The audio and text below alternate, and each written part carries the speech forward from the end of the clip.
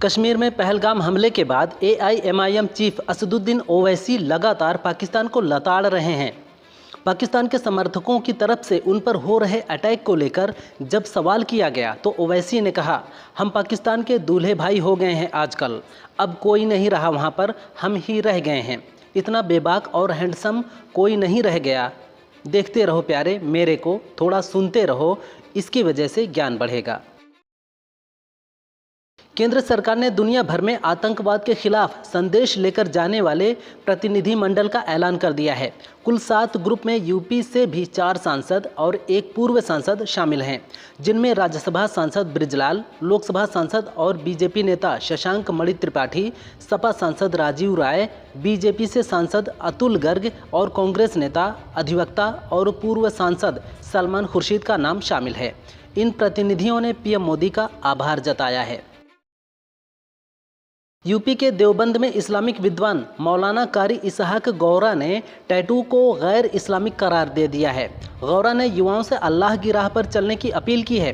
गौरा ने कहा कि इस्लाम में टैटू बनवाना हराम है। टैटू बनवा चुके मुस्लिमों को अल्लाह से माफ़ी मांगनी चाहिए और टैटू शरीर से हटा देना चाहिए। इससे पहले गौरा ने मुस्लिम महिलाओं का पराए मर्द से मेहंदी लगवाना और चूड़ी पहनना भी शरीयत का उल्लंघन बताया था। दिल्ली में बसपा की खास बैठक हुई है, जिसमें पार्टी प्रमुख मायावती ने भतीजे आकाश आनंद को खास जिम्मेदारी दी है। सूत्रों से खबर है कि आकाश को नेशनल कोऑर्डिनेटर बनाया गया है। इसके अलावा कई लोगों को तमाम जिम्मेदारियां मिली हैं। इस दौरान संगठन को मजबूत करने के लिए काम करने की हिदायत दी गई है। तुर्की की airport ground handling company Celebi हवा सर्विसी का मार्केट कैप 2 दिनों में 2500 करोड़ रुपए से अधिक घट गया। कारण तुर्की पाकिस्तान संबंध हैं, जिसके चलते भारत ने राष्ट्रीय सुरक्षा चिंताओं के कारण कंपनी की सहायक इकाइयों की सुरक्षा मंजूरी रद्द कर दी। गुरुवार और शुक्रवार को शेयर 20% गिरे। कंपनी ने कहा कि वो भारत सरकार के फैसले को प्रशासनिक और कानूनी रूप से चुनौती देगी। केरल में 10वीं क्लास के लिए रोबोटिक्स एजुकेशन अनिवार्य कर दी गई है। ऐसा करने वाला ये देश का पहला राज्य बन गया है। 2 जून से नए सेशन में 10वीं क्लास के सभी 4.3 लाख स्टूडेंट्स को रोबोटिक्स एजुकेशन दी जाएगी। इसके लिए सरकार ने हाई स्कूलों में 29,000 रोबोटिक किट बांटी हैं।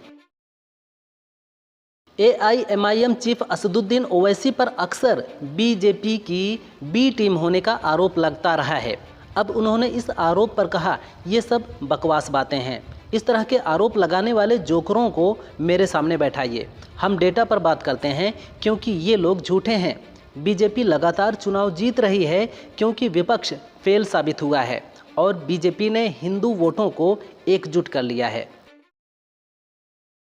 शहद मीठा, चिपचिपा और गाढ़ा तरल खाद्य पदार्थ है। मधुमक्खियां प्राकृतिक स्रोत से प्राप्त विभिन्न तत्वों से शहद बनाती हैं। शहद में पाए जाने वाले कई प्रकार के परिरक्षक शहद में बैक्टीरिया और कवक को पनपने से रोकते हैं। शहद में मौजूद हाइड्रोजन परऑक्साइड में जीवाणुरोधी गुण होते हैं। इसके अलावा शहद का pH मान 3.9 होता है। ये सूक्ष्म जीवों के लिए उपयुक्त नहीं है। इन गुणों के कारण शहद कभी खराब नहीं होता। शादी या बच्चा पैदा होने पर किन्नर नेग के नाम पर आतंक मचाते हैं तो आप पुलिस बुला सकते हैं। यूपी सरकार और स्वास्थ्य एवं परिवार कल्याण मंत्रालय ने काशी में पुरुष से किन्नर बने 4 लोगों की तस्वीर जारी करते हुए सावधान रहने की अपील की है। पोस्टर में अपील की है कि शादी में किन्नर आपके घर आते हैं तो 1100 रुपये और बच्चा होने पर 500 रुपये ही बतौर नेक दें। इससे अधिक पैसे मांगने पर, अपशब्द कहने पर या अर्धनग्न होने पर 112 डायल करें। आपके खाते में भी वृद्धा पेंशन का पैसा नहीं आया है, यानी आपके जीवन प्रमाण पत्र जमा नहीं कराए गए हैं।